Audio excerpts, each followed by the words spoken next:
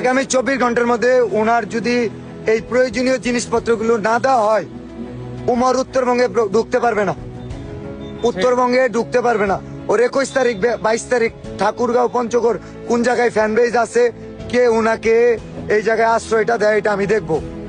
যেখানে মানবিক কাজ করা হইতেছে, এটা সৌর বলা লাগে, যেখানে মানবিক কাজ করা হইতেছে সেই জায়গায় সহযোগিতা না কইরা বাধা দেয়, ছিনতাই করে। এই ধরনের টিকটকার ছাত্রী, ইউটিউবার এগুলো কিভাবে আশ্রয় পায়, এই জেলাগুলোতে কিভাবে প্রবেশ করে? আগামী 24 ঘন্টা উমর, তোমার ফ্যান বেজ এই ছিনতাইকারী এখনো সময় আছে, তোমার এই ফ্যান বেজের কাছে ছিনতাই, তোমার টিকটকার কত ভাই ব্রাদার আছে ঠাকুরগাঁও, ম্যানেজ করে এটা পাঠাও।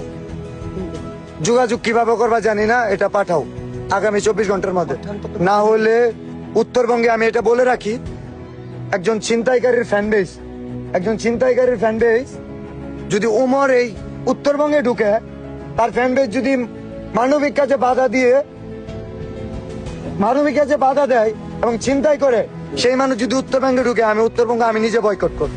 এখন বলতে পারেন উত্তরবঙ্গে বয়কট কারা? আমি কোনোদিন মানবিক কাজ করার জন্য আসবো না। উমরকেও বলছিলাম, জুয়েল ভাই মানবতার অনেক ফেরিওয়ালা ছিল, ঠিক আছে, অনেক রোস্টার ছিল, বলছিলাম, কেউ চ্যালেঞ্জ নিতে পারে নাই, এটার কারণে জ্বলতেছে। উমর একজন প্রতিহিংসা পরায়ণ। এই ছেলেটা